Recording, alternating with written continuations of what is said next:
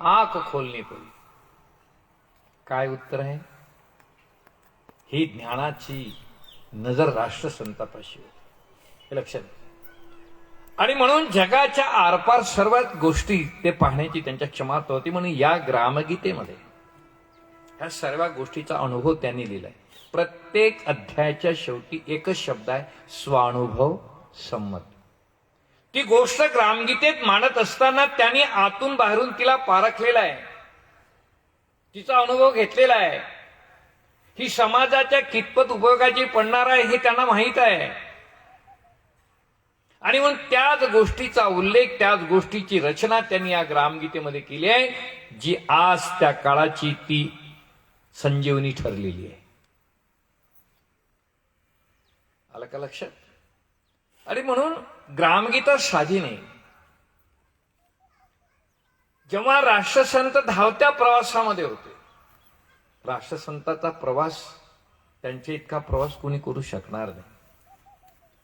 त्यांनी जसं लिहिलं ना, मैं भारत यात्री हूं, तर त्यांची विश्रांती फक्त गुरुकुंजात वयाच्या 59व्या वर्षी सुरू झाली. तर इतकी विश्रांती त्यांना कधीच घ्यायला मिळालेली नाही. एका भाषणात आहे, एका कॅसेटमध्ये आहे की मी आत्ताच आजारातून बरा झालो, त्याच्यात गणपतीच्या याच्यामध्ये सापडलो. तुम्ही ऐकत असाल नाही का? रात्री पंढरपूरला संत संमेलन झालं, 3 वाजेपर्यंत जागरण झालं. मी आता तुमच्या गावात आलो, मी जास्त वेळपर्यंत भजन करणार नाही गडे हो, कारण मी आताच आजारून बरा झालो. मला सांगा, 3 वाजेपर्यंत जागरण करूनही हा महात्मा तेवढ्याच जोशानं आणि तेवढ्याच उत्साहानं त्या ठिकाणच्या जनता जनार्दनाच्या समोर भजन करतो. किती शक्ती! ही साधारण शक्ती होती असं तुम्हाला वाटते का? आणि म्हणून महाराजांनी हे सर्व जे आहे ना, हे सर्व आपल्या या मायानं, ज्याला मायेचा पडदा म्हणतो ना, हे सर्व झाकून ठेवलं. हे कोणाला त्यांनी कळू दिलं नाही. आणि म्हणून ते एकच म्हणायचे, मुझे ही मालूम कौन हूं मैं, लाजे के मारे मौन हूं. मी कोण आहे हे तुम्ही सांगू शकता, तुम्हाला माहित नाही. आणि म्हणून त्या सालबर्डीच्या जंगलापासून रामटेकचा जंगल, रामटेकच्या जंगलापासून तिकडे ताळोबाचा जंगल, असं करत करत करत करत या माणसानं हे सारा एकांताचा अनुभव घेतला. महाराज म्हणाले, मी जंगलात काही मला वेळ नव्हतं, मी जंगलात एवढ्यासाठी गेलो होतो का जेव्हा एका पुजारानं मला इथे मारलं. कुठे? यावलीला, शिव मंदिरामध्ये. मी प्रत्यक्ष देवाशी संवाद करत होतो. त्या संवाद करता करता माझ्या अंगावर त्यानं धांडे मारले, खूप मारलं. आणि मी हात जोडत होतो, मला थोडस बसू द्यावं, मला थोडं देवाशी बोलू द्यावं. तो जमदाग्नी मात्र मानायला तयार नव्हता. त्यानं हात धरून मला मंदिराच्या बाहेर काढलं. आणि त्याच दिवशी मी शपथ घेतली का एक तर देवानं माझ्यासाठी बाहेर यावं, नाहीतरी मी तरी देवाच्या गावाला जावं. तुम्ही वाचा त्याच्या जीवनामध्ये. आणि मग मात्र दोन्ही डोळ्यात अश्रू आले. त्या पुजाऱ्यानं जे बोलला, तो पुजारी म्हणत होता का, ए भिकारड्याच्या पोरा, काय ध्यान मोठ्या मोठ्याला ध्यान लागत नाही, तुला काय ध्यान लागते, चाल हट भिकारड्या इथून. ते शब्द राष्ट्रसंताच्या वर्णी लागले. आणि तिथून चटकन आपल्या स्वतःच्या झोपडीत गेल्यानंतर मायच्या जवळ जाऊन बसला आणि माला एकच विचारलं, का रे बाबा, का रडताय, का तुझ्या डोळ्यामध्ये अश्रू आहे? त्यानं सांगितलं, मा आज मला पुजाऱ्यानं ध्यान करू दिलं नाही आणि इतकं मारलं. त्या मारण्याचे वळ त्याच्या पाठीवर उमटले होते. लहानसं लेकरू, हाडकुडचं लेकरू, घरी खायला पोटभर अन्न नाही, एका गरीबाच्या पोराला भिकारड्या म्हणावं नाही का? आणि त्यानं आपल्या आईला प्रश्न विचारला, मला कुठून उठू शकणार नाही असं मला स्थळ सांग. या माणिकनं आपल्या आईला प्रश्न विचारला, मला कोणी उठू शकणार नाही असं मला एखादं स्थळ सांग. ती म्हणाली, ती माऊली, भेट बाबा, एकच स्थळ आहे, ते देवाचं स्थळ आहे. देवाच्या गावाला गेल्यानंतर तिथून कोणीही उठू शकत नाही. आणि म्हणूनच महाराजांनी ध्रुवाचा आदर्श आपल्या समोर ठेवला. ध्रुव अढळपदी नेऊन दिधला, नाही का? आणि त्या आत्मानुभव अध्यात लिहिलाय. मग ध्रुवानेच का तपस्या केली, आपणास का न घडली पाहिजे ते. 5 वर्षाचा ध्रुव हा वनात जाऊन कठोर तपश्चर्या करून तो अमर पद अढळ पद प्राप्त करू शकतो, मी का नाही? आणि म्हणून निघालो घर सोडून, बावळट ऐसा वेश घेऊन, कधी कधी विसरलो देह भान, चिंतेत देवदर्शनाचे. राहिलो वणी घोर राणी, रानमट लोकी धनिका भुवनी, अनेक अनुभव आले जीवनी, स्फुरले मनी सद्भाव. काही योगाचे साधन, थोडे अध्यात्म वाचन, विशेष विश्व निरीक्षण केले मनन सर्व काळ. भजन सप्ताह यज्ञ याग मोत्सव व्रते महाप्रसंग, नानाकारी साधन प्रयोग असंख्य केले. केले बहुत पर्यटन वन भ्रमण तीर्थाटन, पाहिले सर्व प्रांत फिरून आयुष्यात. नाना मंदिरे देवालय संस्था आश्रम वाचनालय, दरी कंदरी होणे निर्भय पाहिली स्थाने. भेट घेतली वरिष्ठांची, पाहिली भिन्नता रीतिरिवाजांची. रुची घेतली खाण्यापिण्याची देशी भेशी, पाहिले आखाडे साधूजनांचे गोसाव्याचे संन्याशाचे. वैराग्याचे मानोभावाचे वारकऱ्या सहित प्रवास केला. बैलगाडीचा घोडे टांगे हत्ती अंबारीचा, सायकल मोटर विमानाचा सर्व काही. पाहिले सागर भव्य स्थाने, सातपुडा सह्याद्री विद्याद्री राणे, हिमालया सहित उंचपणे. गगनभेदी निसर्गाची दृश्य अपूर्व, मानव कृत चमत्कार वैभव. सुख साधने ज्ञान साधने सर्व पाहिले लोकी. हे सर्व काही पाहुनी पूर्ण परिणय झाले समाधान. शेवटी घ्या लागलो अनुभव जाणा आपणा माझी. विश्व कोण बहिर्मुख दृष्टीने पाहता, समाधान लाभे हाता. हीच क्षणात्मता दुःखदायी सर्वाशी. विश्व कोण मी कोण याचे मुळात एकची, पण ते जाणता विचारे पूर्ण अंतर्मुख वृत्ती होय एकची. तत्व चैतन्य घन सागरी, बर्फ तुकड्या समान त्यावरी सजले. विविध खूण हीच खून अनुभवाची, तेथेची झाले पूर्ण साधन. दिसू लागले एकची पण, सुख दुःख आणि जन्म मरण सारखेची. हे लक्षात, केवढं मोठं निरीक्षण होतं राष्ट्र. आणि म्हणून महाराजांचा अनुभव असा स्वानुभव. दुसऱ्याच्या अनुभवाची नक्कल कधी केली नाही, दुसऱ्याच्या साधनेची नक्कल कधी केली नाही. आणि म्हणून त्यांची ध्यान साधना ही स्वतंत्र होती. आलं का लक्षात? झाडांची पानं जरी हल्ली तरी त्या पानाकडे पाहायचं आणि म्हणायचे का हा सुंदर टाळ्या वाजवत आहे. महाराज झाडालाकडे पाहून त्यांनी कधी कधी त्राटक केलेलं आहे. जानवर समोर असेल तर त्याच्या नजराला नजर लावून त्यांनी त्राटक केलं आहे. लक्षात. आणि हाय साधना मेरी बडी. महाराज माझी साधना फार मोठी. आणि म्हणून हा जो अशा प्रकारचा राष्ट्रसंताचा जो प्रवास होता तो साधा प्रवास नव्हता. कुठे कुठे रामटेकच्या कापूर बावडीतला जर प्रसंग तुम्हाला सांगितला ना बंधूंनो, तिथेच महाराज म्हणाला की तिथंच देहांत होण्याची वेळ आली होती. प्रदर्शन, कुंडलिनी जागृत करणं, ब्रह्मांडामध्ये प्राण नेणं, नाही का. आणि अशा प्रकारे मग स्थिरवावी सहज समाधी डोही, सोडली लाज हरिपाय. त्यांनी अभ्यास सांगितला. आत्मानुभवाचा अभ्यास कसा केला महाराजांनी एका भजनातच लिहून ठेवलं. रामटेक पहिले त्यांचं जे जंगल होतं ना ते हे सालबर्डी होतं, पण तिनं स्पष्ट लिहिलं त्यांनी. सालबर्डीच्या लोकांना मी कुठे राहतो याचा पता लागल्यामुळे मग तो लगेच जंगल मी सोडून दिला. कारण आत्मिक शक्ती प्राप्त करण्यासाठी जंगलाचा सहवास हा फार महत्वाचा आहे. त्याने एका ठिकाणी लिहून ठेवलं, प्यारा मुझे जंगल लगे. लक्षात घ्या, मला जंगल का आवडतं आणि ऋषीमुनी जंगलात का गेले. प्यारा मुझे जंगल लगे, निर्मल वहां के वृक्ष है, नहीं पक्ष है ना धर्म है, नहीं दूसरा लक्ष्य है. एक ये स्थिर जीवन वनचरों के साथ में, आनंद अपने पास है, नहीं उग्रता किसी बात में. त्या जंगलामध्ये ना जात ना पक्ष ना पंथ, काय एक निरामय जीवन असतं. येणे सुखे रुचे एकांताचा वास नाही गुणदोष अंगी येत हा जंगलातला सहवास.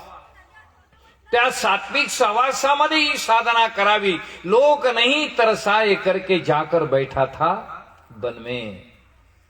लोकांनी त्रास देऊ नये म्हणून मला हे सारे जंगल उलटे घालावे लागले.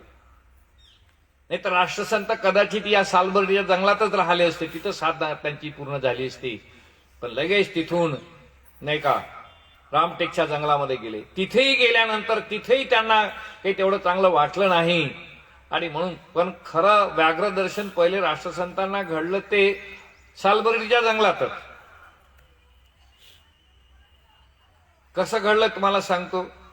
हिवरखेडचे काही त्यांचे सोबती, काही यावलीचे सालबर्डीला निघाले आणि ज्या दिवशी शंकरजीच्या दर्शनाला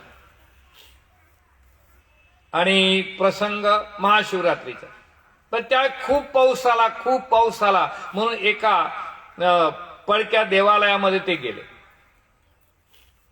नदीला पूर आला आहे, जायला मार्ग नाही, पण काय करावं म्हणून तिथं राहिलं. तर त्या पडक्या मंदिराच्या त्या याच्यामध्ये तो वाघच तिथे होता. महाराज म्हणाले माझे 2 सोबती पळाले वाघाला पाहून आणि तो आमच्याकडे पाहून राहिला. थोड्या वेळानं काय वाटलं, तोही तिथून निघून गेला. पहिलं व्याघ्रदर्शन ती झालं. त्याच्यानंतर रात्रभर त्या भुयार घरात राहिले. महाराज म्हणते अंग ओलं झालं, काय करा, भुका लागून गेल्या. दिवस निघाल्यानंतर मग थोडीशी गुंजेची पानं खाल्ली, काही चिंचेची पानं खाल्ली आणि एवढ्यात आवाज आला, देवबाबा शिदुरी आणली हो. आणि मग त्या पाण्या माळूच्या नदीतून पुरातून पोहून आमच्यासाठी शिदुरी आणली. शिदुरीवाल्यांना आग्रह केला, आमच्यासोबत जीवला. त्यांनी सांगितलं मी थोडशा काळ्या कुळ्या जमा करतो, तुम्ही जीवन घ्या. माहीत झालं का तुम्ही इकडे अडकले आहे म्हणून लवकर शिदुरी आणली. काही नाही, कोणीच नव्हतं त्या जंगलामध्ये. मी तुम्हाला सांगतो, पहिलं भोजन शिवानं राष्ट्रसंतांना तिथं घातलेलं आहे. हे माहित आहे कोणाला? तो आपलं फडकं न्याली आला नाही, तो कुठे आहे, तो गायब झालेला आहे. महाराज म्हणे चला, शिवानं आपल्याला जीव घातलेला. आणि अशा प्रकारचे कितीतरी प्रसंग महाराज. आणि त्याच्यानंतर मग लोकांना जेव्हा परिचय झाला की एक देवबाबासारखा वेळा माणूस या जंगलात राहतो, लोकांचा परिचय झाल्यावर महाराजांनी तो जंगल सोडून दिला आणि रामटेकच्या जंगलामध्ये ते गेले आहेत. रामटेकच्या जंगलामध्ये एकेका जंगलात पुन्हा पुण्याला भेटलाय. तिथे मात्र एक अज्ञात योगी भेटलेला आहे. जवळजवळ त्यांचं वय महाराज म्हणतात की 500च्या वर तरी, 100च्या वर आहे असं त्यांनी सांगितलं. आणि सूर्यासम चमके कांती त्याची, स्वर्णासम चमके कांती त्याच्या अज्ञात योगाचं.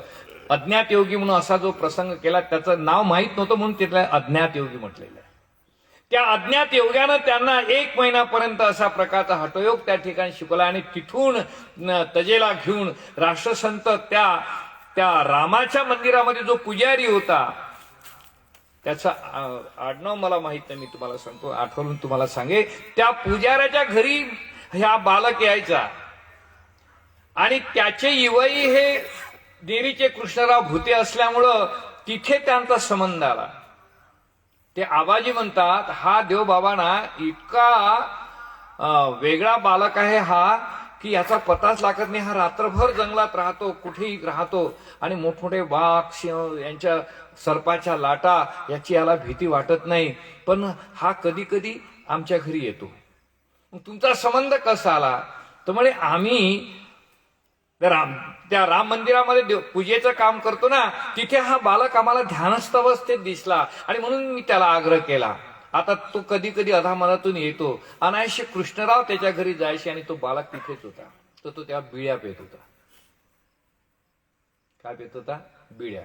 आबाजी म्हणे देवबाबा तुम्ही बिड्या नका पेतो, मला आवडत नाही.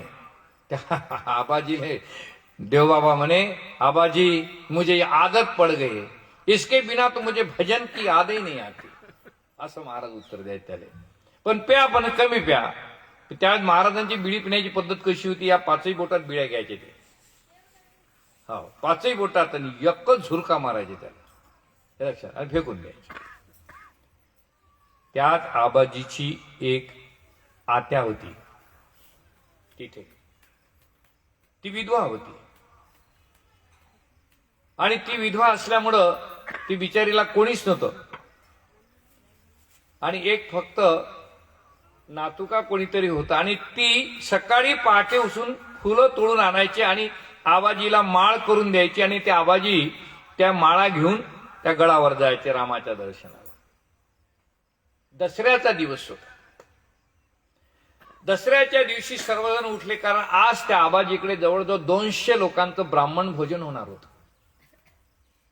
जिजी उठली, आज हार करायचे, आज जास्त हार करायचे, कारण आज गडावर आपल्याला हार न्यायचे पोचाय.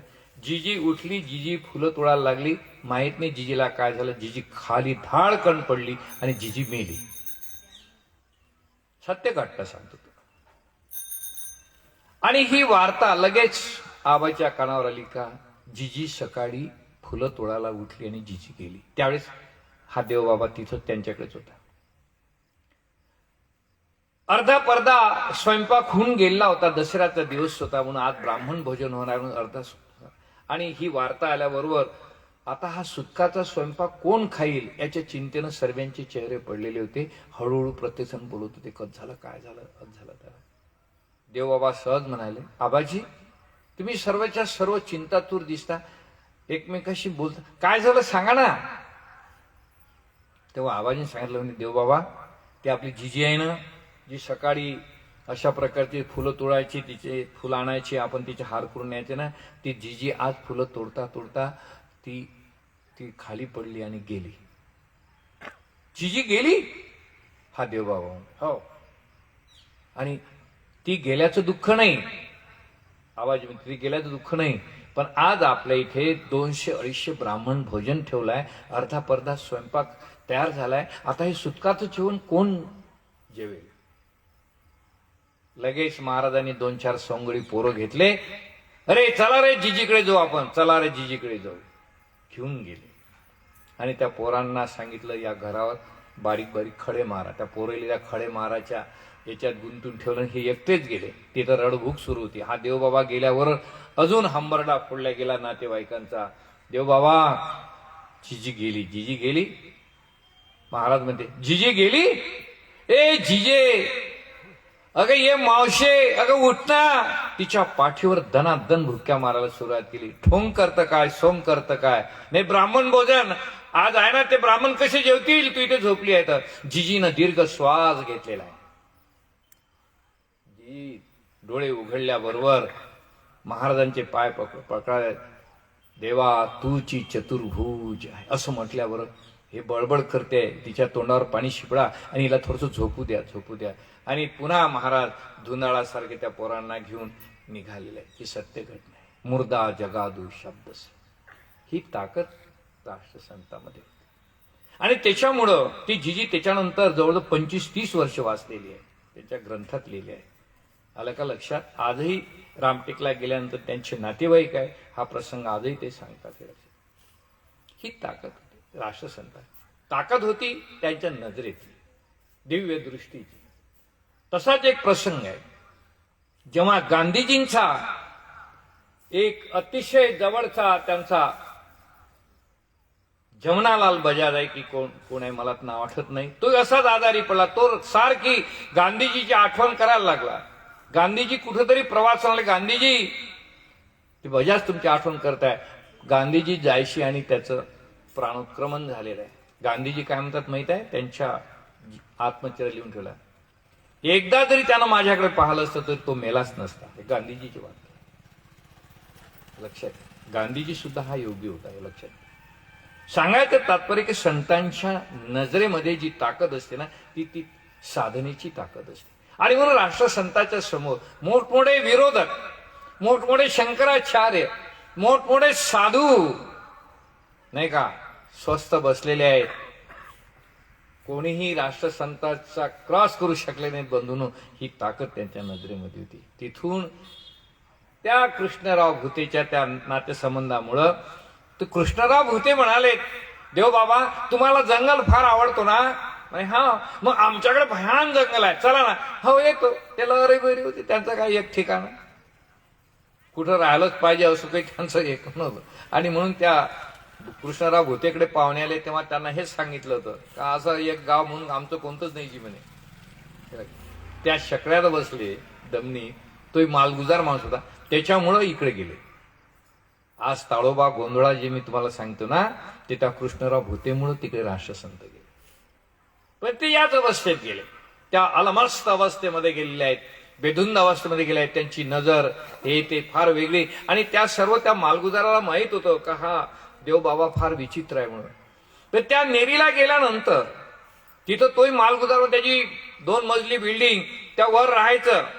आता ते काही त्याच्या घरी राहायसाठी थोडेच गेले होते. लगेच गुराख्याच्या सोबत दुसऱ्या दिवशी हे फकीर मूर्ती जंगलात, त्या ताळोबाच्या जंगलात त्या गाई चारणारवाल्यांची यांनी मस्त मैत्री लावली होती. आणि तिथून कुठून अशा प्रकारचं फिराल, पुन्हा जंगलातून कधी यायचे, कधी जंगलातच राहायचे. तो कृष्णराव भोते विचारायचे, अरे देवाबा दिसले काय? म्हणे आज जंगलात आम्ही फिरलो, आम्हाला कुठेही पता लागला नाही. कधी कधी पोरं पाहायला जायचे ना, हा कुठेतरी एखाद्या वाघाच्या गुहेमध्ये ध्यानस्थ बसलेला आहे अशा अवस्थेत दिसायचं. आजही तिथले लोक अनुभव सांगतात जे होते ते म्हातारे. आणि म्हणून तिकडे देवबाबा म्हणून आजही प्रसिद्ध आहे. तुकडोजी महाराज म्हणून फार कमी म्हणतात, तिथं देवबाबाच म्हणतात त्यांना. आणि त्या नेरीला राहत असताना एक प्रसंग सांगतो तुम्हाला. त्या नेरीला यज्ञेश्वर नावाचे एक गुरुजी होते, मास्टर होते, शिक्षक होते. पहिला मुलगा झाला, मरण पावला. दुसरा मुलगा झाला, पुन्हा आजारी झाला. आणि तिसऱ्यांदा मुलगा झाला, तोही आजारी होता. आता मायेची ममता फार वेगळी होती. एखादा कोणी गावात साधू आला तर ती माऊली आपल्या लेकराला दाखवते, महाराज माझे 2 मुलं मेले हो, हा तिसरा पण आजार राहतो, पाहणा आहे. योगायोग असा एक कानफड्या नावाचा साधू त्या गावात आला. नेरीची गोष्ट सांग. आता ते आवडते साधू म्हणजे सारे अंधश्रद्धावाले हे ते होते. गुरुजी शाळेत गेल्याने हे माऊली एकटीच घरी आहे. आणि तो साधू भिक्षा मागायला हिच्या दरवाजापाशी आली. ती म्हणाली, महाराज मी भिक्षा देते तुम्हाला, पण माझ्या मुलाला आशीर्वाद द्या, माझे 2 मुलं मेलेली आहेत. तेव्हा तो साधू म्हणतो, काय तुम्हाला लडका? त्या बाईनं आपलं ते पाण्यातलं लेकरू काढलं, त्या साधूला दाखवलं. त्यानं ओळखून घेतलं का आता हिच्या जवळचे पैसे काय असेल खेळायची आता ही वेळ आहे आपल्याला. यानं बरोबर जादू केली त्या साधूनं. काय म्हणाला तो? बोले बेटा तुम्हारा बच्चा बच सकता है, पर मगर एक बात है, मां जरा कान खोल के सुन ले, अगर तुझे अपना बच्चा चाहिए तो इसके बदले में दूसरे बच्चे को सुली देना पड़ेगा. म्हणजे तुझ्या मुलाला जर तुला वाचवायचं असेल तर त्याच्या बदल्यात दुसऱ्या पोराचा बळी दे. कोणती माय तयार होईल? तुम्हाला जर असं म्हटलं की तुमचा पोरगा वाचते पण दुसऱ्या पोराला मारून टाका, जी खरी माऊली आहे ती दुसऱ्या पोरासाठी असं हिंमत करेल का? नाही करेल. पण तिचे 2 मुलं मेले असल्यामुळं तिला आता हे तिसरं मूल हवंच होतं. आणि चटकन त्या साधूला विचारलं, महाराज जी ये कैसा हो सकता है? हाँ बात तो यही है, मेरे पास जड़ी है, ये आप लीजिए, जिस बच्चे को तुझे मारना है उसको पानी में खोल के घिस के दे देना, वो मर जाएगा, तुम्हारा बच्चा बच जाएगा. तिनं ती विषाची जळी त्या साधूपासून घेतली. घेतल्यानंतर संध्याकाळी गुरुजी शाळेतून आले. तिचं सारखं डोकं त्याच्यातच फिरत होतं. का हा आपला प्रयोग कसा सक्सेस होईल आणि आपल्या पोराला तो वाचवायचा. गुरुजी संध्याकाळी म्हणजे जेवण खावण झालं आणि झोपाची वेळ झाली आणि हिने नेमकी गोष्ट काढली. अहो तुम्हाला माहित आहे का? म्हणे काय? एक साधू आला होता, त्याला मी आपल्या पोराला दाखवलं. त्यानं सांगितलं की तुमचा मुलगा वाचू शकते, पण याच्या बदलीत तुम्हाला दुसऱ्या पोराला बळी द्यावा लागते. तो शिक्षक माणूस, तुम्हाला कोण्या मूर्खानं सांगितलं तुला हे असं करायसाठी? ती गोष्ट त्यांनी उडून लावली. असं कधी करू नये तो म्हणतो. ही म्हणाले समजा उद्या जर मुलगा मेला तर आपला असेल तर राहील, नसेल तर बरं. म्हणून का आपण दुसऱ्या मुलाला मारायचं? आईला असं वाटलं, त्या पोराच्या आईला म्हणजे त्या मास्तरींला, आपली गोष्ट काही आता हा माणूस घेत नाही. आणि तिनं त्याच रात्री निक्षून सांगितलं, म्हणे हे बघा, तुम्ही जर माझं ऐकत नसाल आणि हा जर मेला ना, ज्या दिवशी हा मरण त्या दिवशी मी आत्महत्या केल्याशिवाय राहणार नाही. करा आता तुमच्या मतानं काय. शेवटी याला धक्का पोचला. तो म्हणे अगं हे कसं शक्य आहे? आपल्या पोरासाठी दुसऱ्या पोराला मारणं हे कसं शक्य आहे? ते म्हणे शक्य आहे. काय आहे? तो जंगलातला एक पोरगा येतो ना, तो कृष्णरावकडे राहतो, काळा सावळासा. कोण आहे त्याचं? ना मा ना बाप, कधी जंगलातच राहतो. जंगलात मेला तर लोक म्हणे वाघाला खाल्ला. मग आपण प्रयोग करायला काय हरकत? आपण आपल्या गावातल्या पोराला थोडंच मारून राहिलो आहे. त्याच्या डोक्यात थोडासा प्रकाश पडला. तो म्हणाला उद्या जर माहीत झालं तर? अहो कसं माहीत होईल? आणि समजा हे झालंही, समजा मेला तर आपण पाण्यातच देणार आहो ना. आणि तो काही एकदम मरणार आहे का? तो मरण जंगलात जाईल, तिकडे त्याच्या अंगात येईल तेव्हा. गुरुजीला रात्रभर झोप आली नाही. डोळ्यासमोर दिसत होता तो हाळकुळसा देव बाबा जंगलात राहणारा आणि कृष्णरावकडे येणारा. पण आता बरेच दिवसाचं कृष्णरावकडे राहणं असल्यामुळं त्याही गावातले एक दोन सोंगडी त्याचे झाले होते. ते सोंगडी कोण? तर ते गुरं चारणारे पोरं. मग पौर्णिमेच्या दिवशी यायचं किंवा लहर आल्या त्या दिवशी यायचं. आताही त्या नेरीला भूतेश्वराचं मंदिर आहे, तिथं जाऊन भजन करायचं. आणि मग भजन झालं की मग पाणी गिणी प्यायचं आणि पुन्हा जंगलात निघून जायचं. नाही तर कृष्णरावकडे त्याच्या माळीवर थांबायचं. असा आता हा कार्यक्रम राहायचा. आणि ह्या बाईनं बरोबर पाळत ठेवली का हा जंगलातून केव्हा येते. 8 दिवस होऊन गेले. गुरुच्या डोक्यातली ती गोष्ट निघून गेली. गुरुजीला काही वाटलेलं नाही. पण या बाई त्याच्या पाळतीवर होती का हा हाळकुळसा पोरगा गावात केव्हा येतो. आला एक दिवस. चंद्राचा प्रकाश होता आकाशामध्ये आणि याचं भजन सुरू झालं तिथे त्या भूतेश्वर मंदिरामध्ये. परवाच्या दिवशी मी ते मंदिर पाहून आलो आहे नेरीहून. मोठं जुनं प्राचीन मंदिर आहे. तिथं भजन झाल्यानंतर हिनं ठरवून टाकलं होतं का जर या गलीने जर हा देवबाबा गेला नाही तर आपण उभं राहायचं. तिनं अगोदरच ते जडी घासघूस करून ते पीठ करून त्या पाण्यात टाकून दिलं होतं. हे लक्षात घ्या. आणि यांचं भजन झालं. भजन झाल्यानंतर त्या दोन्ही आपल्या मित्राच्या खांद्यावर हात ठेवले. नेमके या यज्ञेश्वर मास्तरच्या घरापाशी राहूनच उभे राहिल्यानंतर माई प्यास लागे पाणी देऊ नये. तिचा गिलास भरला होताच. तो भरलेला पाण्याचा गिलास ओतल्यानंतर महाराज काय म्हणाले? हा हा हा, आज तो बहुत गजब का जल पिलाया जी. तेव्हा दोघाले शंका आली हिनं काहीतरी केलाय. तो गिलास हिसकल्यानंतर पाहत होतो ते त्याच्यामध्ये त्या बुडामध्ये होतच ते. त्यांनी त्या बाईला सांगितलं बाई तू काहीतरी कादंबरी केली आहे. तू देवबाबाला निश्चितच तो विष दिलेला आहे. ती थोडीशी घाबरली. नाही नाही नाही मी फक्त पाणी दिलाय. आणि त्यांना माहित आहे की आता जर हा मेला तर त्या दोन पोराला वाटलं का आपल्यावर येते. हे पळाले नाही का. तदी दर खगभेने वेगळाले पळाले उपवन जल केली जे कराया मिळाले. सजन गौसला दो त्यास पाशी नसे तो कठीण समय येता कोण कामा असे. हे पळाले आणि ते विषच होतं. हा जंगलात न गेता आणि पुन्हा परत आला. ते पुन्हा त्या शिवालयामध्ये, त्या भूतेश्वराच्या मंदिरामध्ये तिथेच बसला आणि ते विष अंगात यायला लागले.